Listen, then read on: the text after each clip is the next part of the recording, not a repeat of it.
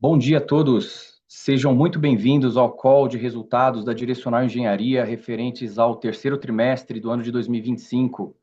Damos as boas-vindas aos nossos investidores, analistas de mercado, todos os participantes aqui dessa videoconferência. Sou André Damião, do time de Relações com Investidores da Direcional. Estão presentes aqui o CEO da Direcional, Ricardo Gontijo, também o CFO da Direcional e diretor de Relações com Investidores, Paulo Souza. Nossa apresentação é destinada a analistas e investidores. Nós vamos trazer aqui os principais destaques operacionais e financeiros do TRI e logo na sequência a gente já abre para perguntas e respostas. Analistas e investidores que quiserem fazer suas perguntas podem usar a ferramenta de levantar mãos aqui do Zoom, para a gente moderar aqui do lado de cá pela ordem de cada pergunta. Nós estamos ao vivo também pelo canal do YouTube da Direcional. O link para essa transmissão está lá no nosso site de RI e colocamos também à disposição lá no site de RI, logo na homepage, o link para fazer o download aqui do material que a gente vai exibir no nosso evento. Estamos gravando também essa apresentação para, como sempre, disponibilizá-la no nosso site de RI, lá na central de resultados. Esse e todos os demais materiais podem ser acessados lá no nosso site de RI, ri.direcional.com.br. Bom, para começarmos aqui os destaques iniciais, eu passo a palavra para o Ricardo. Bom, obrigado, André. Bom dia a todos. Prazer estar falando aqui com vocês em mais esse nosso call de divulgação de resultados, referente ao terceiro trimestre agora do ano de 2025.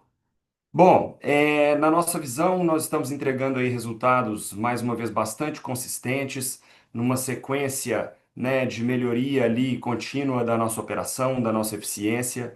A gente teve nesse terceiro trimestre o maior patamar de lançamentos da história da empresa. Quando nós analisamos o share direcional nas vendas, foi o maior trimestre também em termos de vendas líquidas, maior patamar de receita, maior patamar de lucro líquido, maior ROE histórico, quando nós anualizamos o resultado trimestral. Então, realmente um trimestre que nos deixa aí bastante satisfeitos com o que nós temos conseguido entregar e num negócio de ciclo longo, como ali trimestre após trimestre, a gente vai vendo a nossa estratégia se materializar nos números, tá? Eu queria aproveitar também para destacar a margem bruta que conseguimos entregar nesse trimestre. Pela primeira vez, nossa margem bruta superou 40%. Quando ajustada por juros que nós tomamos no nível das nossas SPS, no nível dos nossos projetos, essa margem bruta superou 42%, também pela primeira vez. Aqui nós estamos colhendo os benefícios, né, de termos uma escala de operação cada vez maior, uma capacidade de negociação cada vez maior com os nossos fornecedores e também por termos aí um processo construtivo onde a produtividade da nossa mão de obra acaba sendo muito incrementada. Isso tem nos permitido, sem dúvida nenhuma, num momento de escassez de mão de obra e num momento onde a maior parte dos incrementos de custo vem justamente, né, da mão de obra, pelo fato de termos uma produtividade muito grande, nesse processo que adotamos desde 2009, então há já mais de 15 anos, a gente tem conseguido manter aí, né, um ganho em termos de custo, de capacidade, de eficiência. Então estamos aí super satisfeitos e queria destacar a questão da margem bruta que entregamos nesse TRI. Então, quando a gente pega um período aí de 12 meses, a gente teve um ganho de mais de 3 pontos percentuais de margem bruta. Foram 3,6 pontos percentuais aí, num período de praticamente um ano, o que é muito relevante no nosso negócio. Outro indicador muito interessante, muito positivo, foi o fato da nossa margem REF, dos nossos resultados de exercícios futuros, também ter continuado crescendo. E nesse trimestre também atingiu um recorde, superando 45%, chegando a 45,2%. Foi um crescimento de 0,3 pontos percentuais contra o que tínhamos de margem REF no segundo trimestre desse ano. Lembrando aqui que a gente tem hoje um estoque de 3,7 bilhões de receita REF, ou seja, crescer 0,3 ponto percentual em um único trimestre em cima de um estoque tão relevante demonstra que as novas vendas têm sido feitas com margens superiores às vendas anteriores, às vendas antigas. As vendas de projetos com menor avanço de obra, ou seja, mais recentemente lançados, são justamente aquelas que têm maior parte indo para a receita de exercício futuro, têm se dado com margens bastante saudáveis, o que é um indicador para, né, o que se esperar da margem futura, né, num curto espaço de tempo aí, olhando os trimestres que estão por vir. Bem, pessoal, Nesse terceiro trimestre, nós também entregamos um lucro líquido recorde que chegou a 230 milhões de reais. Foi um crescimento de 43% quando comparado ao lucro líquido do terceiro trimestre do ano passado. O ROE, como eu disse anteriormente, foi recorde, atingindo aí 35% quando nós anualizamos o resultado desse trimestre. E olhando o gráfico da direita, a gente percebe que em 3 anos nós dobramos a margem líquida da direcional. Saiu de 8,7%, bateu agora 17,6%, ou seja, um pouquinho mais do que o dobro. Isso demonstra claramente que essa escala que a gente tem conseguido ganhar ao longo do tempo tem se traduzido tanto em ganho de margem bruta, quanto também em um benefício muito grande de alavancagem operacional. Ou seja, a gente tem tido uma diluição de despesas que tem permitido que nós tenhamos um crescimento de margem líquida superior ao ganho de margem bruta. Isso deixa muito claro para a gente que, enquanto o crescimento tem se dado, nos trazendo maior competitividade e nos trazendo benefícios, desde que haja demanda e que nós continuemos sempre construindo, né, unidades comercializadas, o crescimento gera valor e faz sentido. E a gente tem, né, trimestre após trimestre, conseguido mostrar que esse nosso crescimento tem se dado de forma bastante sustentável e tem nos trazido bastante competitividade. A gente tem conseguido se beneficiar dessa maior escala da nossa operação atualmente. Bom, um outro item interessante aqui para destacar é, pelo fato de no terceiro trimestre já ter havido uma venda parcial, né, da operação da nossa subsidiária Riva, a gente teve um crescimento da linha de minoritários. Se nós considerarmos, né, esses minoritários no lucro líquido da direcional, nós atingimos 258 milhões de reais no trimestre. E nesse caso, dado que nós consolidamos a receita total e a participação minoritária desse sócio sai na linha de minoritários, para analisar a eficiência da nossa operação real, faz todo sentido nós acrescentarmos o lucro correspondente à participação desses minoritários, né, ao lucro da direcional, que no caso, né, chegou a 258 milhões de reais, fazendo com que a nossa margem líquida, considerando a participação desses minoritários, superasse 22%, chegando a 22,3% nesse trimestre. Então demonstra um pouquinho aí do que eu quis dizer agora há pouco sobre os benefícios dessa maior escala que nós temos operado e que tem realmente sido bastante positiva para a empresa.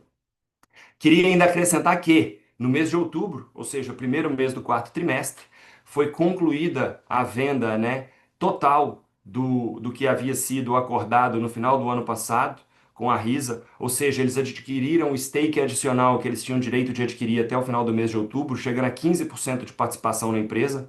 Direcional continua com 85%, e por esses 15%, nós recebemos ali do segundo trimestre, né, até agora o mês de outubro, 416 milhões de reais. Importante lembrar que nós temos um earn-out ainda, caso nós superemos determinados gatilhos de lucro que foram estabelecidos no momento da venda desse stake, tá?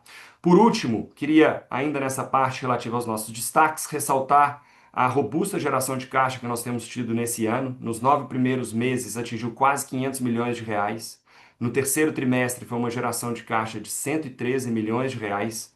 E mesmo após nós pagarmos 350 milhões de reais em dividendos no início do mês de julho, ou seja, no início do terceiro trimestre, nós encerramos o trimestre com uma alavancagem extremamente baixa, chegando aí a 3,8% em termos de dívida líquida sobre o patrimônio, com uma dívida líquida um pouco superior a 100 milhões de reais, ou seja, muito, muito desalavancada a nossa operação, o que é extremamente positivo nesse momento onde o custo de capital está alto, onde a gente, né, precisa trabalhar de forma conservadora. Então a gente tem mantido esse conservadorismo, especialmente no momento também onde tem toda essa discussão sobre eventual tributação de renda a partir do ano que vem, onde dividendos seriam tributados para aqueles acionistas, né, que venham a receber mais de 50 mil reais por mês ou 600 mil reais por ano. Então, essa baixa alavancagem também nos deixa aqui numa posição, né, de bastante flexibilidade para definir o que fazer a esse respeito quando a gente olha esse período que nós temos até o fim do ano.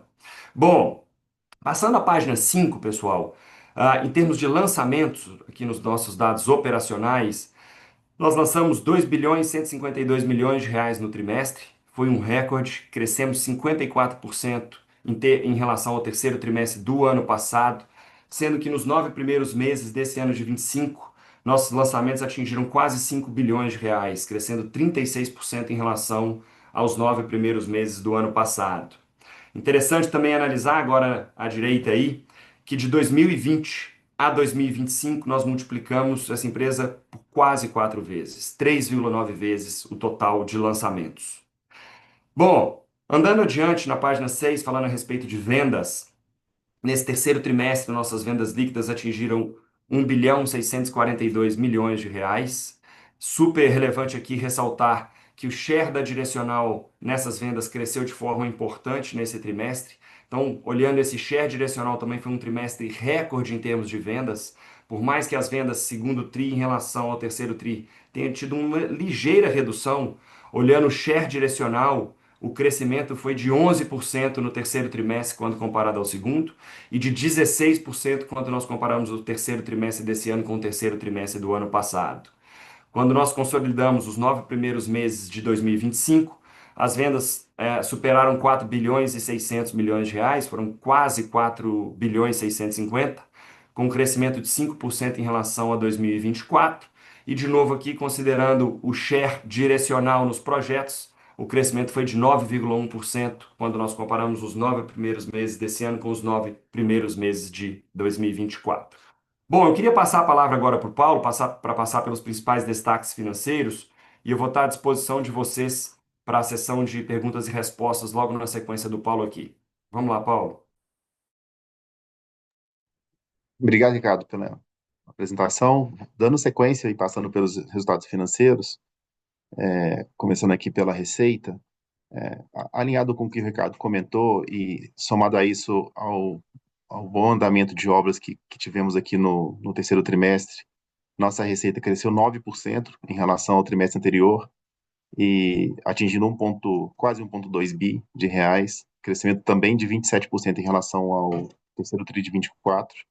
E com isso a gente acumula um crescimento de 29% no ano, atingindo 3 bilhões de reais de receita, contra 2.400 do ano passado. Do lado direito, a gente apresenta aqui, incluindo essa barrinha vermelha na nossa receita contábil, a receita das SPS que a gente não consolida no resultado. E aqui a gente vê que nos 9 meses atingimos 4 bi de reais, talvez o principal ponto a observar nesse gráfico é esses 4 bi de reais, e quando a gente compara com o número de lançamentos que o Ricardo acabou de apresentar, lançamos quase 5 bi no período, na verdade um pouco acima de 5.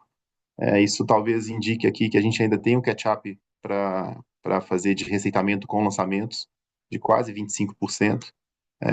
Ou seja, a gente tem ainda um caminho de crescimento de receita, crescimento de resultado e com isso buscar diluições olhando para os próximos trimestres. Seguindo em frente, passando um pouco, voltando aqui na margem bruta, o Ricardo comentou, margem bruta e resultado a apropriar. Fechamos o trimestre com uma margem bruta de 42,1, como o Ricardo comentou. Esse foi um ano, né, que a gente conseguiu, acho que muito puxado pelas condições de mercado, repasse de preço, principalmente pela forte demanda, e um cenário de controle de custo bem feito aqui, tanto do nosso lado, quanto também um cenário macro, ajudando com inflação relativamente controlada e vindo abaixo do que a gente tinha nos nossos orçamentos. Então, a gente conseguiu continuar ganhando margem, fechamos o trimestre com 42,1 e o ano no 41,8. Como o Ricardo comentou no início da apresentação, quase 4 pontos percentuais de margem ano contra ano, na visão de 9 meses. E do lado direito, o resultado a apropriar, a gente encerrou o terceiro TRI com um estoque de quase 4 bi de reais de receita, quase que o 9 meses todo que a gente receitou agora. E acho que é importante destacar aqui a margem REF, crescimento de margem REF significa que a gente está vendendo produtos que estão entrando, tem margens maiores do que dos que estão saindo. Então, isso reforça bastante um cenário sólido de margem bruta e que, no curto prazo, a tendência é que essa margem bruta se mantenha próximo dos patamares que a gente está entregando agora. E a gente vê aqui uma escalada tri após tri da margem REF, com ainda crescimento nesse trimestre, e eu acho que isso, como eu comentei, reforça bem um cenário positivo. Seguindo em frente, E passando um pouco, indo aqui para o lucro líquido, no trimestre, nosso lucro líquido ficou o ajustado por efeitos não recorrentes. O contábil, como o Ricardo mostrou lá em cima, foi 230 milhões, o ajustado 205.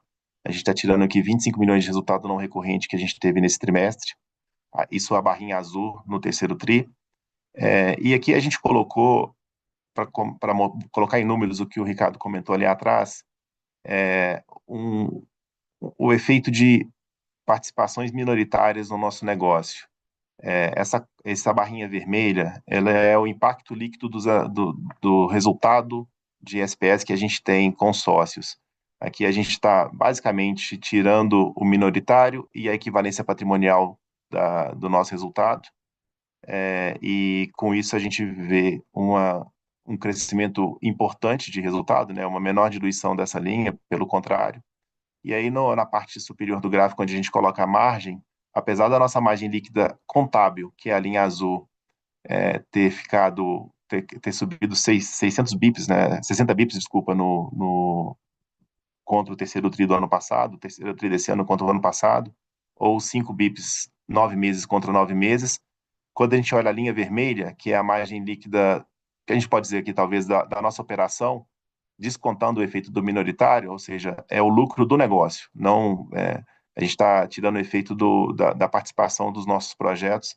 A nossa margem líquida cresceu bastante nesse período, saiu terceiro TRI de 24, 17,7 para 20,9, praticamente acompanhando o que a gente teve de ganho de margem bruta, e no 9 meses, 17,1 também para 19,9, e talvez essa aqui seja a margem líquida do negócio, e a gente deveria olhar a nossa operação por aqui, uma margem líquida de quase 20% no 9 meses e 21% na ponta, quando eu olho só trimestral, um resultado bem, bem expressivo.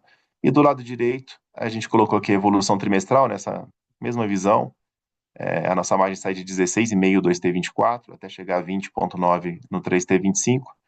E a linha de cima, a linha marrom, é o ROE, o retorno, aí sim, considerando somente o nosso lucro sobre o nosso patrimônio, atingimos aqui 35,2 de retorno, numa escalada muito forte nesses últimos trimestres. Primeiro trimestre 2T24 estava próximo de 25%, ou seja, quase 10 pontos percentuais.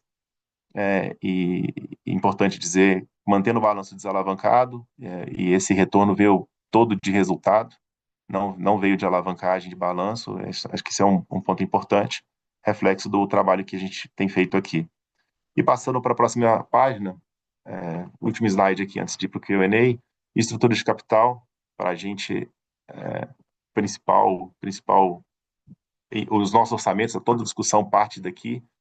Esse foi mais um trimestre que a gente trabalhou para reforçar ainda mais o nosso balanço. Mantemos a empresa extremamente desalavancada, alavancagem muito baixa, 3,8, como a gente vê no primeiro gráfico à esquerda. A gente trabalhou muito nesses últimos meses para aumentar o volume de caixa nosso. Pelo gráfico do meio, a gente vê aqui, há um ano atrás, o nosso caixa era 1,5 bi, a gente fechou o caixa com quase 2,5 bi de reais agora no terceiro TRI. E a gente também trabalhou nessa linha em alongar nossa dívida. Nossa dívida hoje é que tem o prazo mais longo do setor, prazo médio, 67 meses. Todo esse reforço de caixa veio com captações a mercado de dívida muito longa, e com isso a gente conseguiu reforçar ainda mais a nossa estrutura de capital, ou seja, muito caixa, dívida longa e empresa desalavancada. Isso dá uma tranquilidade muito grande para a gente tocar o nosso negócio aqui sem que alavancagem, sem que balanço seja algo que a gente tenha que preocupar. E é a manutenção do nosso perfil, né? Quem nos acompanha aqui há muitos anos, a gente sempre trabalhou assim, e não tem indício que a gente vá mudar isso em nenhum cenário. Bem, é isso. Eu vou voltar aqui para o André para puxar o Q&A. Estamos aqui disponíveis para as respostas.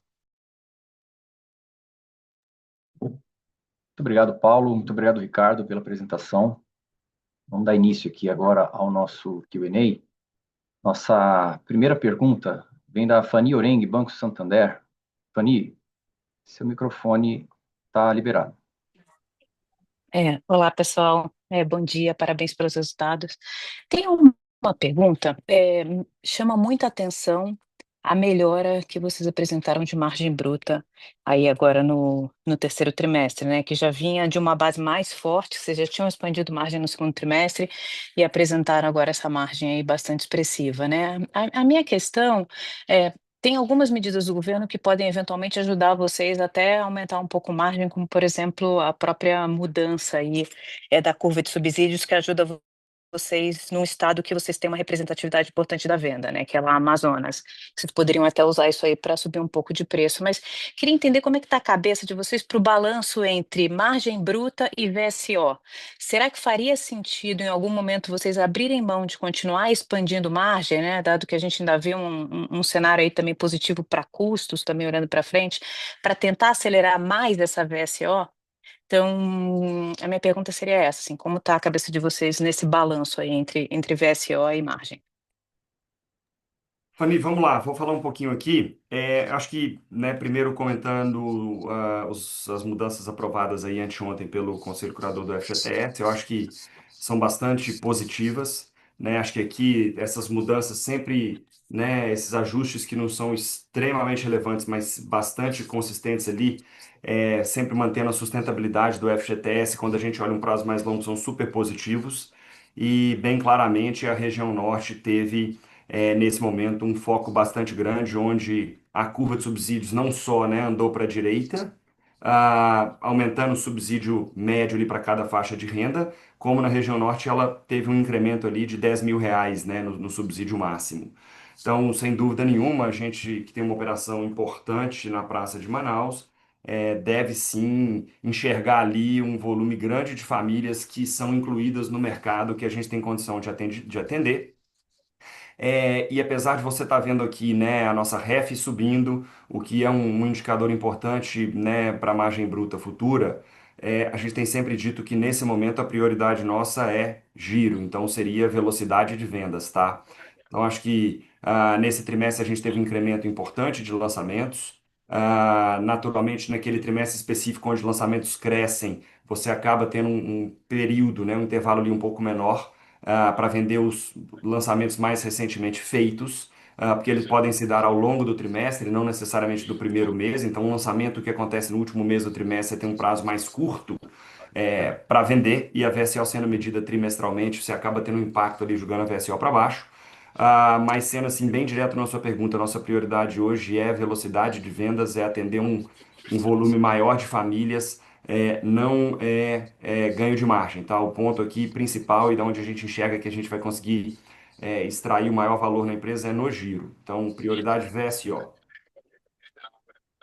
Tá ótimo, Ricardinho, obrigada. Hoje você pode abrir para a gente assim, quais seriam as praças? Você acha que você conseguiria trabalhar para melhorar essa VSO?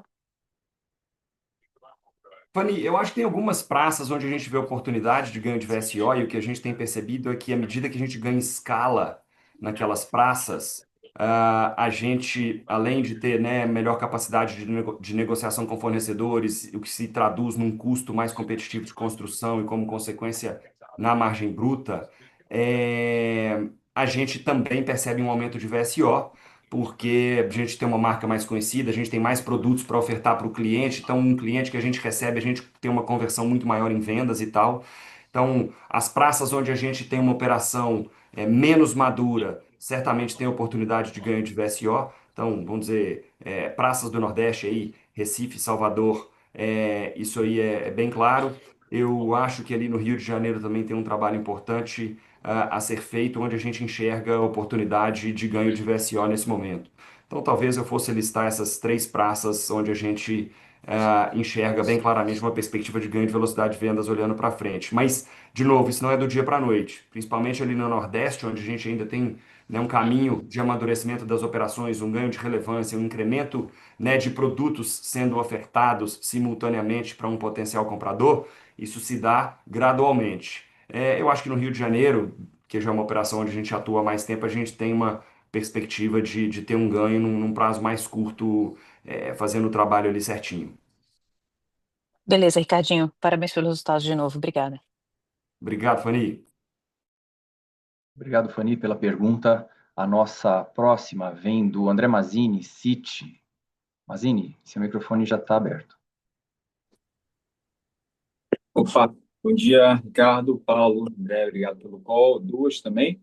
A primeira, que vocês pudessem dar mais cor nessa linha de resultados de transações societárias, né, que veio em 25 milhões, qual a natureza desse evento, se esperam mais eventos desse tipo para frente, essa é a primeira.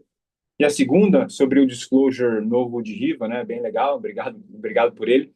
A gente viu que o ROI de Riva, né, analisando ali o TRI, estaria em 71%, o que é altíssimo, né, e mais alto que o ROI consolidado da direcional da empresa toda. Quais são os principais motivos para esse ROI maior em Riva? Seria compra de terreno, alguma compra de terreno diferente, eficiência em capital de giro? E, e se a gente vê a DRE da Riva, né, essa estrutura de custos e G&A dela poderia operar independentemente da direcional, né, e manter esse ROI margem líquida ou não, ou se realmente separasse, subiria um pouquinho, por exemplo, né, o G&A de Riva. Obrigado. Paulo, vamos lá. Você comenta as perguntas do Mazzini aí relativa a eventos não recorrentes, eventualmente Tá? novas vendas de stake e tal, um pouquinho de Riva, eu vou complemento aqui com um outro ponto. Perfeito. Mazini, essa, assim, é um efeito não recorrente, mas que basicamente são a venda de participação societária que a gente faz aqui de SPS, normalmente, né, a gente sempre comenta isso e acontece, apesar de a gente classificar como não recorrente, acontece com alguma frequência. São aqueles casos em que são SPS que a gente tem algum capital investido e que depois da aprovação e depois talvez da viabilidade comprovada do projeto, a gente tenta trazer algum investidor que tem custo de capital menor do que o nosso para carregar esse capital investido. A gente continua ali capturando o resultado dessa SPE, mas num stake menor e traz junto com esse investidor o carrego do capital. E o resultado aí basicamente é um DCF, né? A gente faz um DCF do resultado, a gente captura um pedaço importante desse resultado já à vista e transita no nosso resultado de forma positiva e a gente classifica aí como não recorrente. Olhando para frente, sim, sempre tem possibilidades, oportunidades. Não dá para cravar que teremos outras, mas a gente aqui sempre trabalha com essa visão. Se tiver um bom negócio para ser feito, faremos, e pode ser que continue ocorrendo, mas eu não colocaria como certo. Sobre Bom, riba, você. vamos lá. Sobre Riva, Paulo, fala um pouquinho sobre ROE, eu posso entrar na sinergia de G&A, esse tipo de detalhe. Perfeito, a conta é essa mesmo, a gente colocou lá as informações e a nossa intenção aqui é, inclusive, abrir algum histórico, devemos subir isso no nosso site de relações com investidores na nossa planilha, a gente está aqui terminando de confeccionar para colocar, então acho que ajudaremos vocês aí, se quem quiser modelar a Riva de forma apartada, a gente deixaremos bastante informações disponíveis, e é isso, a Riva, ela tem conseguido operar com uma eficiência maior, o Ricardo também pode comentar, o Faixa 4 tem ajudado bastante, a gente viu no último trimestre a Riva com uma VSO muito forte, e esse negócio VSO rápida é um pouco do comentário da Fanny da pergunta anterior, né? VSO versus margem. A Riva está no melhor dos dois cenários, né? Margem bruta alta e VSO rápida. Então a gente está ganhando resultado na margem e no giro. A VSO da Riva foi acima de 27% no último trimestre. Então tem um pouco desse benefício, além de ter um benefício de ter o balanço da direcional também ajudando e gerando eficiência para o balanço da Riva. É claro que ela também está no momento de ciclo de crescimento. O nosso negócio, quando há um crescimento expressivo, o retorno é mais alto, você tem menos carteira, o retorno do início do projeto é sempre maior do que o do final, mas esse ajuste ele é pequeno. A maior parte desse retorno vem mesmo da eficiência VSO rápida com margem alta. Complementando aqui, Mazini, sem dúvida nenhuma, eu acho que o fato de nós termos a parte de execução de obras, toda a parte de engenharia sendo executada conjuntamente, tanto de Riva quanto direcional, traz uma sinergia enorme, Então, acho que no momento atual é super positivo a gente ter, né, ali a estrutura de execução de obras da direcional e toda a parte de apoio para essa execução. Então, projeto, orçamento, planejamento, suprimento, segurança do trabalho, onde a direcional está ali executando essas obras da Riva. Então, certamente essa sinergia é super positiva para as duas empresas, traz uma escala muito maior, traz uma capacidade de negociação maior, tem um ganho muito grande. Também é importante lembrar aqui que nos 2 primeiros anos, né, o que a direcional cobra de taxa de administração da Riva é menor, a partir do terceiro ano tem um incremento. Então, de certa forma, a gente tem 2 anos aí de Riva com esse benefício, tá? Mas é isso, acho que a operação de Riva é realmente bastante redonda, a gente, né, tem um benefício ali que foi muito grande na faixa 4 e a gente tinha os produtos, parte já lançadas, parte praticamente, né, na fase final de aprovação. Então, em função de velocidade de vendas, margem e de uma necessidade, né, uma possibilidade de usar o balanço da direcional, sem dúvida nenhuma, ela tem operado com um ROI espetacular e nós temos 85% desse negócio, mais um eventual earnout no futuro. Então, sem dúvida nenhuma, a gente tem gerado muito valor aí para o nosso acionista na operação, né, dessa subsidiária nossa, que eu acho que tem performado super bem. Perfeito. Obrigado, time. Bom dia. Obrigado, André. Nossa próxima pergunta vem da Carla Graça, UBS. Carla, seu microfone já está liberado. Bom dia, pessoal, tudo bom? Obrigada pela oportunidade de fazer uma pergunta. Eu tenho duas do nosso lado. Então, primeiro, um pouquinho sobre faixa 4, né? Vocês acabaram de comentar que o resultado de Riva tem sido impulsionado pela inclusão dessa nova faixa no Minha Casa Minha Vida. Se vocês puderem dar uma cor de como que vocês estão vendo essa absorção do novo faixa 4, qual é a participação dessa faixa no mix atual e como que vocês enxergam o espaço para ampliar essa fatia nos próximos trimestres nessa faixa. E o meu segundo ponto era um pouco sobre geração de caixa, né? Então, se a gente ajustar a geração de caixa por passivo de cessão e venda de SPE, vocês acabaram queimando um pouco de caixa no TRI, e eu imagino que parte disso venha tanto daquela mudança na caixa, quanto de algum possível atraso em repasse. Mas eu queria entender como que vocês estão projetando a geração de caixa para os próximos trimestres e principalmente para 2026. Se a gente deve esperar que ela tenha uma convergência maior com o lucro líquido ou se a gente ainda tem alguns ajustes pela frente. Obrigada. Carla, vamos lá. Vou pegar o início aqui, a sua primeira pergunta. O Paulo pega a segunda sobre caixa, geração de caixa. A faixa 4, acho que sem dúvida nenhuma para a gente aqui, ela teve, né, uma representatividade bastante grande.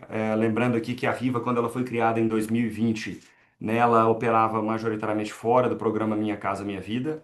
Depois, em 2023, com o incremento do teto, né, que saiu naquela época de 264 mil para 350 mil reais, uma parcela dos produtos Riva passou a ser elegível ao programa, um pouco mais ali de 30%, e com o incremento agora de 350 para 500 mil reais, a gente tem, né, a maior parte dos produtos Riva sendo elegíveis, né, à faixa 4, desde que a renda da família compradora seja abaixo de 12 mil reais. É claro que nesse momento de maior escassez de funding em função, né, das taxas de juros mais elevadas fora do programa Minha Casa Minha Vida, a gente tem procurado sempre ter produtos no segmento da Riva que tenham um ticket abaixo de 500 mil reais, para que a gente tenha a possibilidade de sempre oferecer para o potencial comprador, né, as condições da faixa 4 do programa, que são bastante interessantes, não só pela menor taxa de juros, quanto pelo sistema de amortização, né? Então a gente tem procurado sim ter produtos dentro do possível, ou na maior parte deles, elegíveis ao programa. Isso faz uma diferença importante na nossa velocidade de vendas. Eu acho que se a gente continuar vendo, né, uma demanda forte, como a gente tem percebido, é natural que a gente venha a ofertar produtos olhando para frente. Então, acho que a nossa prioridade aqui é estar sempre construindo unidades vendidas. A gente não está aqui, né, querendo de forma alguma construir estoque no momento onde o custo de capital está super elevado, tanto, né, que a gente tem sempre ressaltado que a nossa prioridade é VSO, e nesse contexto, enquanto tiver havendo uma absorção elevada desse tipo de produto, a gente vai buscar priorizar lançamentos também desse tipo de produto, para que esse crescimento nosso se dê de forma saudável. Então, vamos ver como a demanda se comporta, vamos ver como as condições do programa, né, vão ficar para frente, para que a gente tenha uma maior visibilidade, mas a expectativa é bem positiva para a faixa 4. Com relação à queima de caixa, eu queria que o Paulo falasse aí, mas na nossa visão a gente teve uma geração de caixa operacional, Carla. Eu não sei exatamente como é que foi a conta da queima de caixa, né? Mas a gente sempre leva em conta tudo que a gente recebeu de cessões de carteira anteriores. A gente desconta também tudo que a gente teve de geração de caixa proveniente da venda de ativos, que na prática é uma antecipação de uma geração de caixa futura, mas que em geral o mercado desconta. E na nossa visão aqui, a gente teve uma geração de caixa nesse trimestre de aproximadamente 40 milhões de reais. É claro que a mudança da forma de pagamento da Caixa em direção ao que todos os bancos, né, todos os demais bancos que atuam no mercado fazem, ou seja, somente pagar o, o valor correspondente ao montante financiado pelo cliente após o registro da unidade no cartório. Anteriormente, né, a Caixa pagava no momento da contratação, porém esse pagamento se dava com recurso bloqueado e ele era desbloqueado após o registro. Mas com o recurso bloqueado, aquilo ali era uma posição de caixa da empresa. Agora, com pagamento somente após o registro, nesse período de transição, até que haja nessa estabilização, está tendo na contabilidade uma queima de caixa, que no caso nosso da direcional está próximo a 150 milhões de reais. Mas eu acho que está tudo certo, é parte do processo. Essa mudança, claro que tem um impacto, mas eu não acho que tenha de forma alguma prejudicado a performance da nossa operação. Paulo, em relação a essa questão da queima de caixa recorrente, expectativa de como a gente está vendo geração de caixa em relação ao lucro, acho que era legal você dar uma comentada também aqui para Carla. Obrigado pelo começo da resposta, Ricardo. Exatamente, eu ia trazer exatamente esse ponto. Nas nossas contas aqui, quando a gente tira os efeitos não recorrentes e tenta olhar aqui a geração de caixa, efeito caixa de verdade, trimestre passado foi próximo de 30, nesse próximo de 50, de geração. E a gente eu tenho falado bastante isso, né? Esse nosso negócio, ele é trimestre após trimestre, a gente tem visto sim uma oscilação de caixa, mas é uma oscilação positiva, até mês a mês, tem um mês que queima um pouquinho, outro gera um pouquinho, outro gera um pouco mais, aí depois queima, gera um pouco menos. É um efeito com alguma volatilidade, mas positiva sempre. E eu acho que essa é a tendência. E principalmente a gente conseguindo emplacar a estratégia que o Ricardo comentou aqui de foco na VSO, foco no giro. À medida em que a gente consegue aumentar a VSO, a necessidade de capital de giro do negócio aumenta, e mesmo a gente aqui num momento de crescimento, é provável que a gente cresça financiando o crescimento com a geração de caixa operacional. E por último, você até comentou sobre eventualmente atrasos de repasses. Acho que você quis fazer referência aos programas habitacionais dos estados. Sim, a gente tem algum impacto, a gente tem algum impacto na região norte, na centro-oeste, um pontual também no nordeste, mas a gente nem reporta isso como não operacional, é do nosso negócio, sempre tem algum desafio para a gente resolver do lado de cá.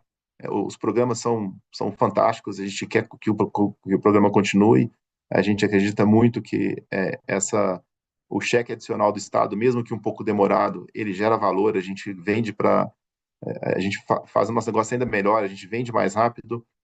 Tudo bem, o repasse demora um pouco mais, mas a gente reduz para absoluto, a gente consegue eventualmente uma margem um pouco melhor, a gente enquadra o cliente no RET 1 quase sempre, então a gente tem um benefício fiscal. Então, assim, apesar de demorar um pouquinho mais, de ter sim um impacto na geração de caixa do ano, que se a gente botar no número aqui não é pequeno, é até relevante, a gente aqui não está fazendo conta disso como não recorrente, não. Mas, respondendo a sua pergunta, sim, a gente tem um impacto aqui, não só nesse trimestre, nesse ano quase que todo. Esse negócio, ele melhorou e piorou, melhorou, piorou, melhorou de novo no decorrer do ano. O net é que a gente deveríamos ter gerado mais caixa se o programa estivesse repassando na mesma velocidade que um repasse normal. Mas ainda assim, a gente quer estar dentro do programa. Tá ótimo, ficou claro. Obrigada. Obrigado, Carlos. Obrigado pela pergunta, Carla. Só uma correção, Carla do Bank of America, não do UBS, como eu havia dito anteriormente. Nossa próxima pergunta vem do Pedro Lobato, Bradesco. Pedro, seu microfone já está liberado. Obrigado, André. Bom dia, pessoal. Obrigado pelo espaço. São duas aqui também. A primeira a Direcional apresentou aí uma concentração, né, de lançamentos no fim do TRI. Acabou aí tendo uma pequena penalizada aí na VSO, né? Então eu queria entender como que vocês estão vendo a evolução dessas vendas em outubro aí, início de novembro. E a segunda, a perspectiva de dividendo, né? Tanto daqui até o final do ano, quanto um patamar aí para 26, se já estão vislumbrando aí algum patamar de dividendos aí para o ano que vem também. Obrigado. Bom, Pedro, vamos lá. Com relação a vendas, a gente tem, né, percebido um programa que tem performado bem, né? A gente continua vendo uma demanda sólida. Esse é um trimestre que ele acaba sendo, né, mais curto em função ali do período de Natal, mês de dezembro, Réveillon. Então a gente tem realmente que fazer um esforço, né, para ter a maior parte dos produtos lançados aí até o mês de novembro. A gente tem percebido uma performance positiva e acho que sempre a grande, né, ponto de interrogação é qual vai ser o impacto, né, do período de festas ali, nessa redução do prazo que a gente tem para comercializar as unidades, né? A partir do dia 15, 20 de dezembro a gente percebe ali um mercado esfriando bastante. Então, acho que as coisas estão todas performando como estavam e o grande ponto aqui é ver como fica esse fim de trimestre, tá? Com relação a dividendos, Pedro, a gente tem tido algumas discussões, né? A gente teve uma lei que foi aprovada aí já na Câmara e no Senado, onde vai haver uma tributação da renda, né, de pessoas físicas superando o patamar ali de R$ 600 mil anuais. Na prática, aqueles que têm uma renda grande de dividendos acabam, né, está sendo chamado de uma tributação de dividendos.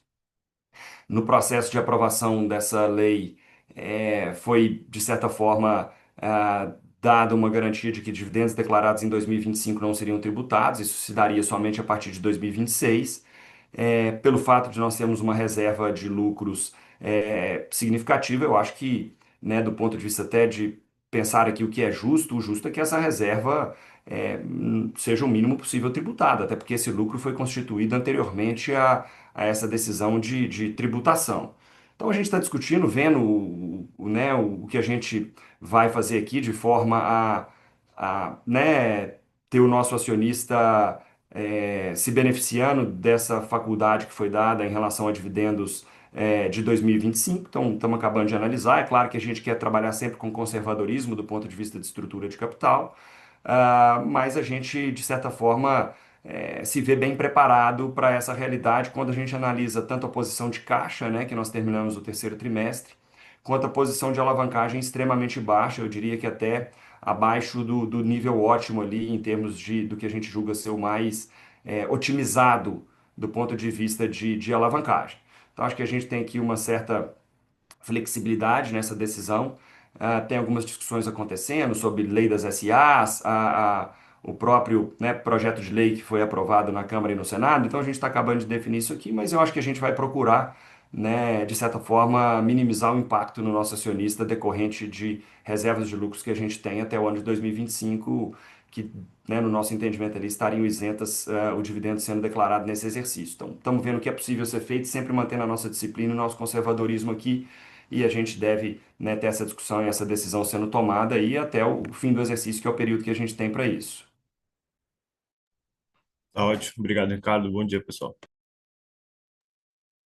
Bom dia, Pedro. Obrigado pela pergunta. Nossa próxima vem do Gustavo Cambaúva, BTG Pactual. Cambaúva, seu microfone está aberto já. Oi, pessoal, bom dia.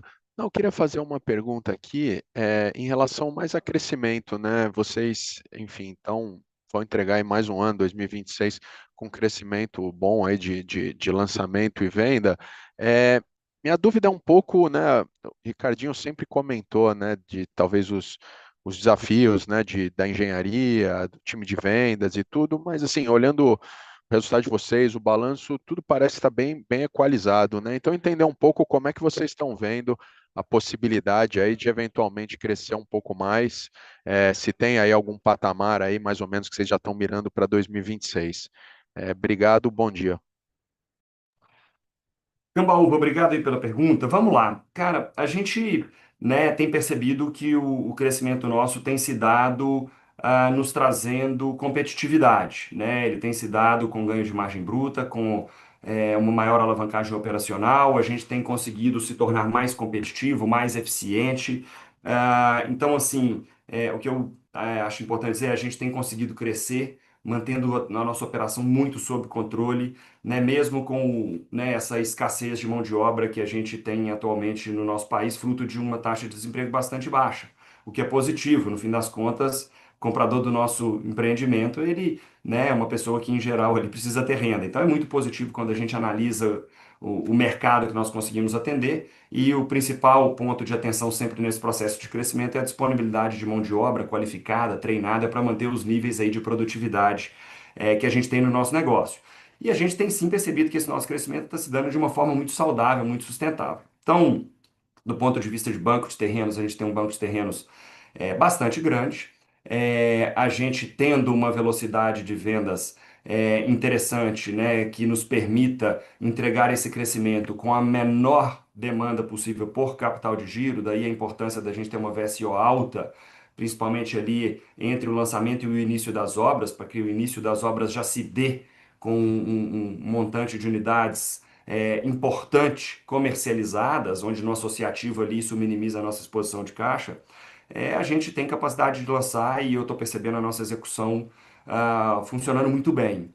De novo, o crescimento nesse momento não é a nossa prioridade, né, é a continuidade de incremento no ROE, é continuar crescendo, devolvendo capital para o nosso acionista, de forma que o nosso book se mantenha ou tenha o menor crescimento possível, mesmo a gente vendo receita e lucro crescendo. É isso que tem feito com que o nosso ROE, né, tenha tido essa performance melhor trimestre após trimestre. Então, acho que o que eu posso dizer é, tendo demanda, tendo velocidade de vendas e a gente conseguindo entregar esse crescimento com a menor demanda possível por capital de giro, a gente pode continuar crescendo aí gradualmente, tá? Mas, de novo, não é a prioridade. A prioridade é a velocidade de vendas, e crescimento nosso pode ser ali, né, perto de inflação, eventualmente um pouco acima de inflação, a depender do que a gente encontre de demanda olhando para frente. Mas o conforto do ponto de vista de capacidade de execução hoje, eu diria que ele é maior do que, por exemplo, há um ano atrás, tá, Camba? Então, acho que um pouquinho esse aí é o cenário. Tá ótimo. Obrigado. Bom dia. Bom dia, Cambaúva. Obrigado pela pergunta. Nossa próxima pergunta vem do Igor Alteiro, XP. Igor, você já pode falar. Oi, pessoal. Bom dia. Parabéns aí pelos resultados. Queria explorar um pouco mais a parceria, né, de vocês com a Moura, né? Se vocês pudessem trazer um pouco de update, aí se já tem um pouco mais de granularidade do pipeline de lançamentos, né? Se é um lançamento mais, né, seria um VGV um pouco mais incremental, né? O que vocês fariam anyway. Entender um pouco, né, como é que vocês estão, como é que vocês veem, né, a Moura ajudando vocês e aonde vocês acham que tem espaço para vocês contribuírem mais com eles. Então, entender um pouco como é que está essa evolução. E se eu pudesse também entrar um pouco no tema da Riva, né? Vocês comentaram aí que a dinâmica está muito boa, né? Tanto em termos de velocidade de venda, margem, né? Então, dito isso, quando a gente pensa, né, nesse ponto aí, né, que o Ricardinho estava comentando agora de crescimento, faz sentido a Riva continuar acelerando ainda mais, né? Talvez revisitar um pouco o tamanho da operação da Riva para cima. É isso, obrigado. Vamos lá, Igor. Com relação à parceria com a Moura, primeiro, importante aqui, primeiro disclaimer, né? A gente não pode começar absolutamente nenhum tipo de operação até que a gente tenha aprovação do CAD, tá? Então a gente está nesse processo agora. O CAD dando a autorização é o que a gente tem aguardado, né? Não vai ter, não tem nenhum tipo de movimento das duas empresas até que essa aprovação se dê, então a gente está nesse processo agora. Mas havendo a aprovação pelo CAD, a gente é otimista com as perspectivas para operação nas faixas 3 e 4 no Nordeste, tá, Igor? Você tem percebido aí que o Nordeste, dentro do Minha Casa Minha Vida, tem tido um crescimento, né? Eu tenho ganhado uma relevância ao longo desse ano. É, Foram feitos ajustes anteriormente que incrementaram a linha affordability no Nordeste. Dessa vez, né, anteontem, o Conselho Curador focou na região Norte. Mas a gente é otimista com as perspectivas para o Nordeste. E a operação com Moura, sem dúvida nenhuma, é uma operação que pode nos trazer um crescimento em relação ao que a gente tinha originalmente imaginado, porque a capacidade de originação de negócios da Moura na região Nordeste é bastante grande. E, de novo, tudo aqui só vai acontecer tendo demanda, tá, Igor? Então, tendo demanda, velocidade de venda super saudável, a gente pode, né, redistribuir a nossa operação no Brasil, pode priorizar um crescimento numa região, cresce menos na outra, Então, eu não queria dar nenhum tipo de perspectiva para a operação como um todo, porque a gente pode estar sempre migrando aqui lançamentos de uma região para outra, dependendo do que a gente enxerga de demanda e tudo, mas a gente vê uma perspectiva muito positiva para Nordeste. A gente é bem animado com a relevância que a Moura tem na região. A Moura também traz uma capacidade de execução, que é super importante. Então, acho que a Direcional entra com a execução e entra com toda a parte, né, de experiência no programa Minha Casa Minha Vida. Acho que a Moura tem uma capacidade grande de originação, na região ali é muito grande, uma marca muito conhecida, né, acesso a terrenos e tudo. Então, acho que aqui tem uma simbiose muito positiva, tá, para as duas empresas. Mas vamos aguardar o CAD e aí a gente define e vê como a gente faz e o que acontece com essas perspectivas olhando ali para frente, mas eu acho que tende a ser bom para as duas empresas. Com relação à Riva, Igor, sim, a gente tem percebido uma performance bem positiva de Riva. E, de novo, como que está definindo o nosso negócio, a nossa empresa e que segmento priorizar é a velocidade de vendas, é a demanda? A depender do que aconteça com a demanda, a gente pode ter um maior volume de lançamentos em Riva ou menor, a gente pode ter maior em direcional ou menor. O que eu posso dizer é que até o momento atual, Riva tem performado muito bem, velocidade de vendas tem sido boa, a faixa 4 tem sido positiva para a Riva e é por isso que nesse terceiro trimestre vocês viram a Riva, que teve uma VSO até maior do que a direcional, tendo uma relevância grande em lançamentos.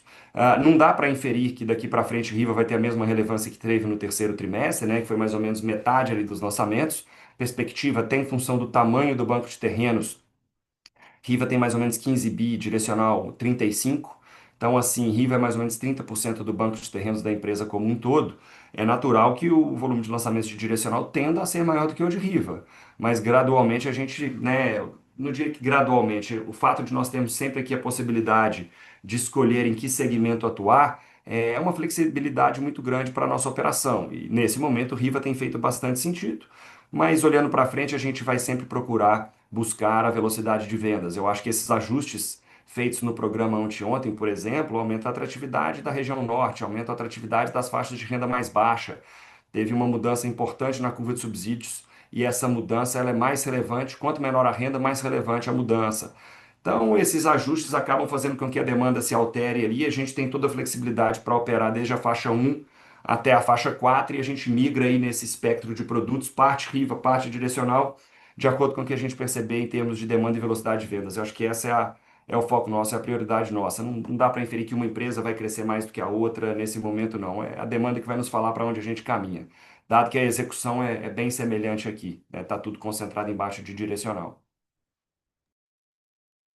Tá ótimo, obrigado, Ricardinho. Obrigado, Igor, pela pergunta.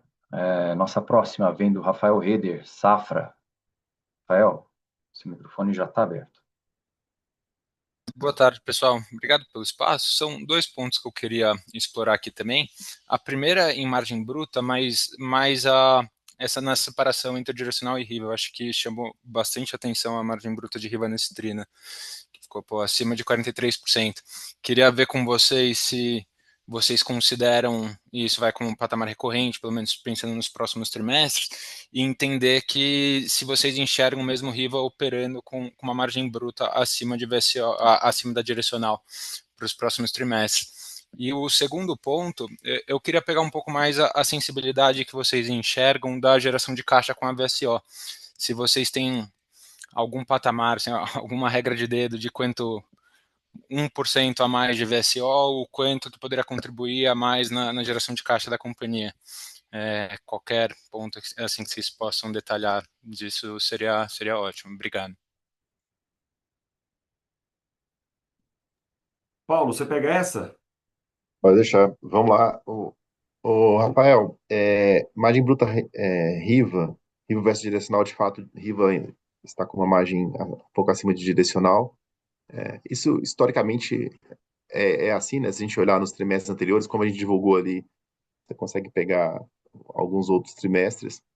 E, assim, de certa forma, esse é um cenário comum, mas eu acho difícil a gente cravar aqui que de forma recorrente, e inclusive esse patamar de margem de 43 é algo que eu não cravaria. Eu acho que a gente está num cenário bom, Rivas muito ajudado pelo faixa 4. Se a gente olha o REF da Riva, também é um REF um pouco acima da direcional, então no curto prazo, médio prazo, esses patamares de margem deveriam se manter. mas eu acho que é complexo a gente cravar. O outro ponto sobre uma conta de assim, geração de caixas versus VSO, sem dúvida nenhuma, mais VSO, desde que com repasse na planta, menos exposição de caixa no negócio, mas eu não queria me arriscar aqui a me comprometer pontos percentuais de um lado versus milhões do outro. Até porque depende de muitas variáveis, mas sem dúvida nenhuma, se a gente conseguir sim emplacar essa estratégia de aumentar a VSO, a gente tem um negócio mais leve, um negócio mais gerador de caixa e que certamente menos capital de giro na operação. Ricardo, não sei se você quer complementar algum ponto.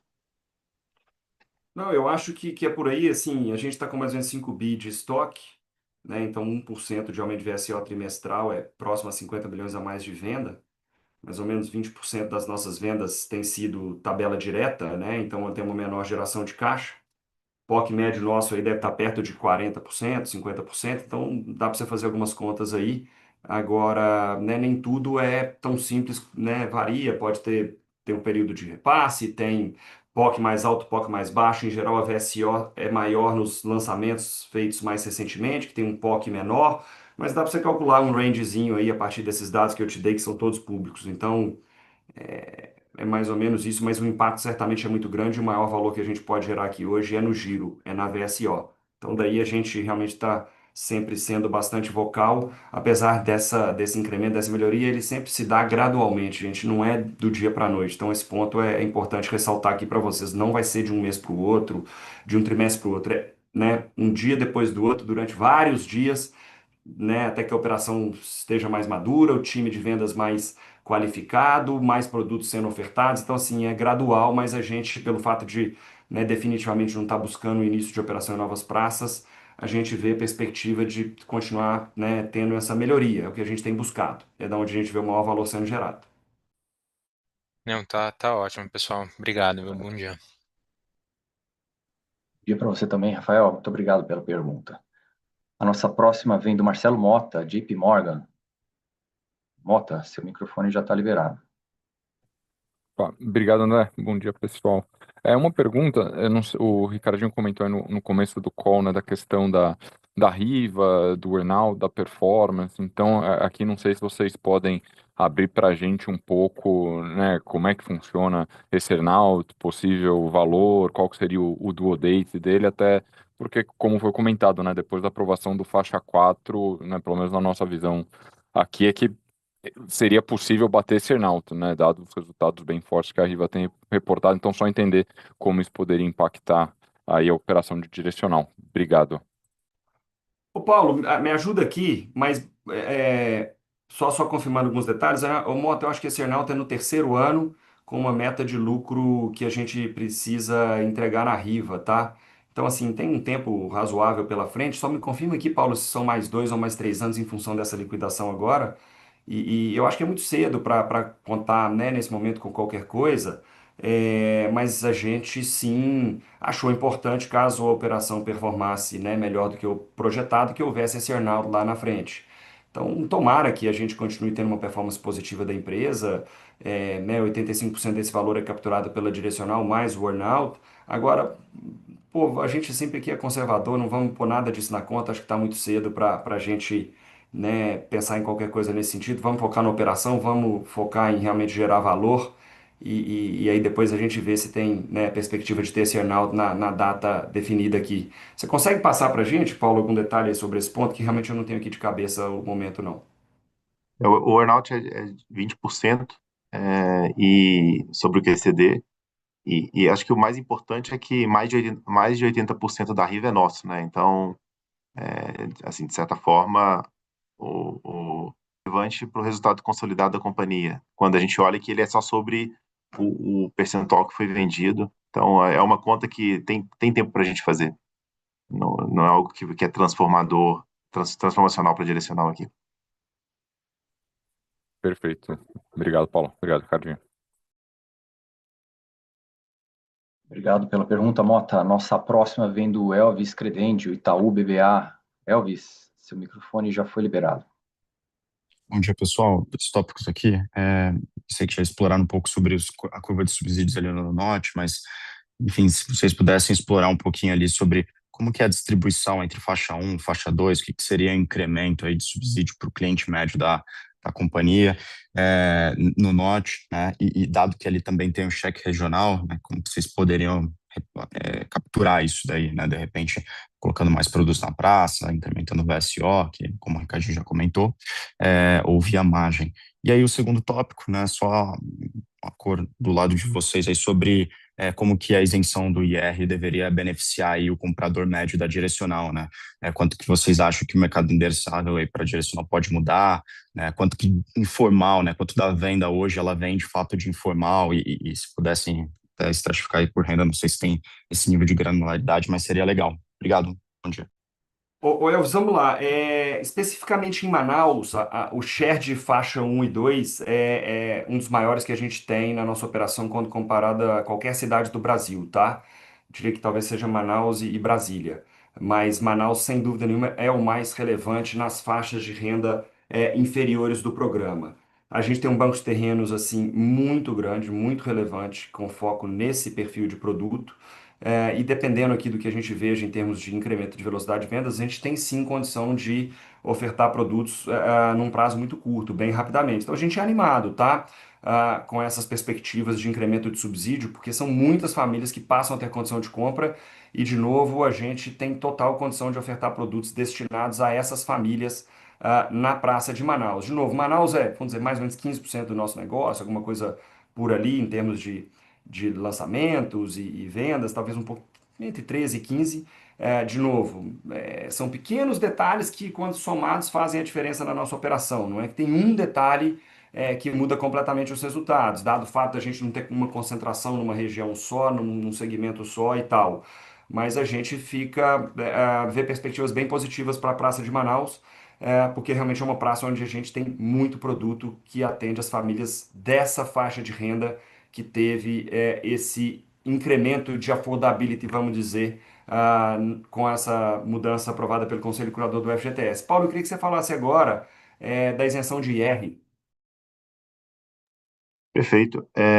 Bem, se eu fosse ficar aqui as possíveis benefícios para o nosso negócio da isenção de IR, um deles é, sem dúvida nenhuma, renda disponível. O nosso negócio é um negócio de crédito e redução de imposto aumenta a renda líquida. Então, um primeiro impacto, sem dúvida, sim a gente ter mais renda disponível, o cliente ter mais renda disponível para pagar as parcelas da Caixa e a nossa também. Então, a gente vê aí como uma possibilidade de redução de inadimplência, etc. Talvez até mais crédito sendo concedido para esses clientes. E um segundo ponto que eu imagino que possa ser relevante, claro que depende de outros movimentos, é a possibilidade de uma formalização muito grande de renda do brasileiro. Hoje, na análise de crédito do agente financeiro, do banco financiador, a renda informal, para que ela só é aceita para famílias com renda abaixo de 2.850, e aí qualquer cliente que tenha renda informal e que queira um financiamento, ele precisa da formalização daquela renda via imposto de renda, então é necessária a declaração. E aí, quando a gente há essa mudança, há uma certa formalização de renda para muitos clientes, sem a necessidade do imposto de renda. Então, eu imagino que isso possa ser um impacto importante. É claro que o agente financiador tem que fazer o movimento junto com a Receita Federal e enquadrar esses clientes, essa renda informal como renda para fins de financiamento. Mas isso acontecendo, eu acho que a gente pode ter um movimento positivo de aumento de demanda, de aumento de mercado endereçável relevante, olhando para frente dentro do programa. Acho que esses dois são os principais impactos que poderia ter aqui no nosso negócio, e acho que os dois aqui somam para VSO, se eu fosse falar no resultado, aumento de VSO, aumento de giro e aumento, ou melhor, redução da nossa inadimplência, aumento da adimplência do cliente. Excelente. Obrigado, Paulo. Obrigado, Ricardinho. Bom dia. Obrigado pela pergunta, Elvis.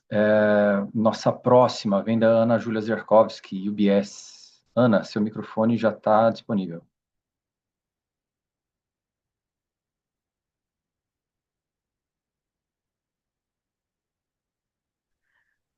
pessoal, bom dia, tudo bem? Eu queria voltar ainda nesse tema de margem, como já foi comentado, né? A margem bruta de Riva acabou puxando a margem do consolidado bastante para cima nesse TRI. Mas, assim, se puderem dar um pouco mais de informação do que explica a diferença de performance de margens, né? Essa tendência da Riva tá crescendo margem enquanto o direcional está mais flat. E também pensando na parceria com a Moura, qual nível de margem a gente pode esperar para os produtos dentro da parceria? Se deve estar mais próximo da Riva, mais próximo da Direcional? Se já tiverem alguma estimativa que possam compartilhar com a gente, seria ótimo, pessoal. Obrigada. Vou pegar aqui, Ricardo, e você complementa Vamos lá. conforme a necessidade. Ana,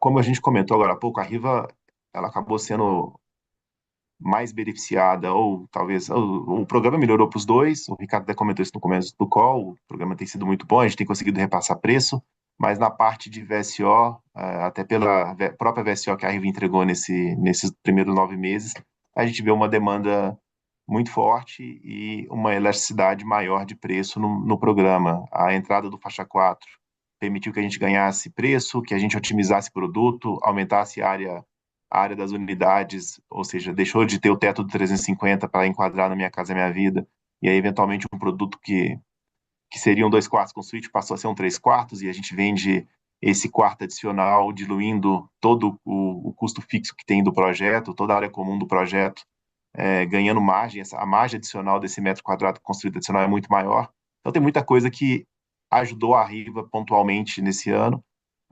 e fez com que a margem de Riva andasse um pouco mais rápido que a direcional. Mas quando a gente olha de forma macro, as duas empresas com margens muito saudáveis, o cenário de custo impactou positivamente as duas, tanto o direcional quanto o Riva se beneficia muito aqui, né? A inflação abaixo do esperado ajuda muito as duas empresas. Olhando para frente, assim, é complexo falar como isso anda, pode ter novos fatores. Essa mudança do Minha Casa Minha Vida agora, ela impacta direcional e quase nada Riva, então o cenário pode até inverter, mas, enfim, acho complexo falar. E não sei se o Ricardo quer complementar algo aqui. Sobre Moura, eu acho cedo para falar de margem. Não, assim, normalmente não deveria ter margens diferentes do que a gente opera, do que as duas empresas operam, senão a gente não faria o negócio. Normalmente a gente não começa um negócio que não tenha margem que seja suficiente para remunerar o nosso capital. Mas eu acho que é bem cedo ainda, como o Ricardo falou, a gente ainda aguarda a aprovação do CAD para colocar a mão na massa. Eu acho que essa é uma discussão mais para após essa aprovação e o início do negócio de verdade, né? Lançar o primeiro produto, entender o banco de terrenos. O fato é que a gente vê uma oportunidade relevante, como já comentamos aqui no call, de expansão da operação na região objeto da parceria.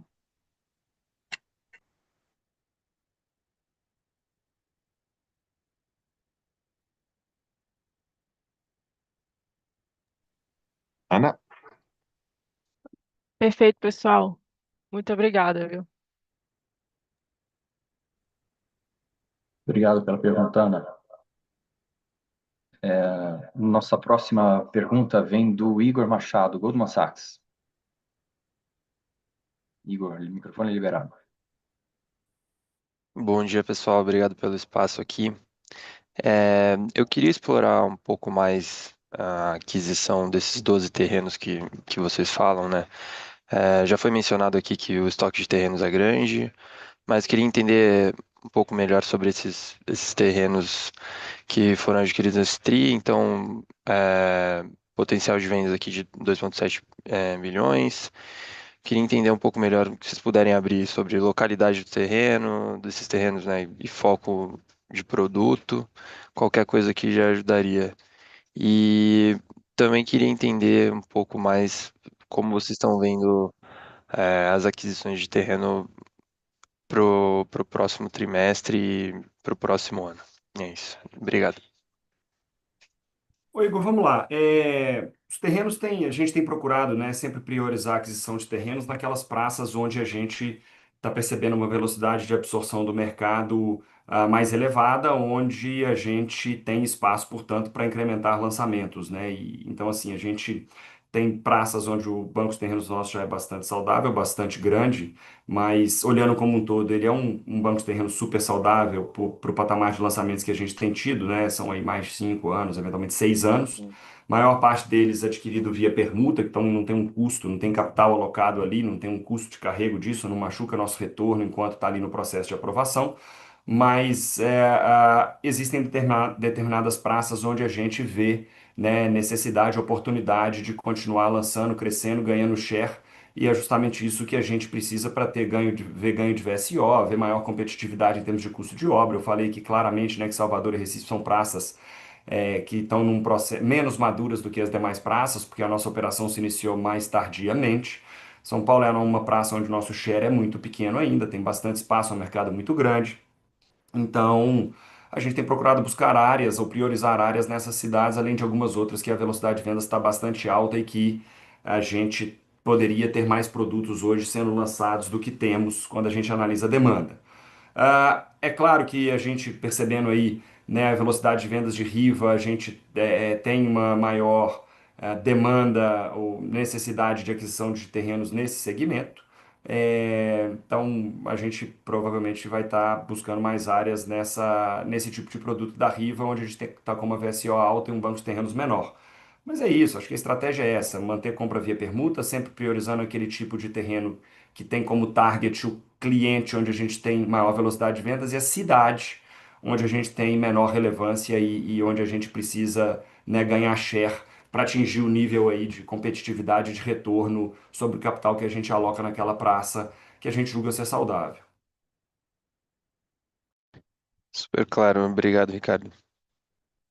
Bem, pessoal, acho que não temos mais perguntas aqui no momento. Encerramos então nossa sessão de perguntas e respostas. Aproveito para agradecer a todos pela presença e passar a palavra para o Ricardo fazer os destaques finais aqui. Bom, gente, mais uma vez, obrigado a todos. Queria dizer que nosso time está sempre aí à disposição para eventuais dúvidas que surjam aí após, né, a término desse call, ou ao longo do período aí, né, ou eventuais anúncios do programa. Temos um time aqui sempre à disposição de vocês. Continuamos aí otimistas com as perspectivas e procurando fazer aqui o melhor trabalho possível do nosso lado. Então, obrigado a todos e um bom dia.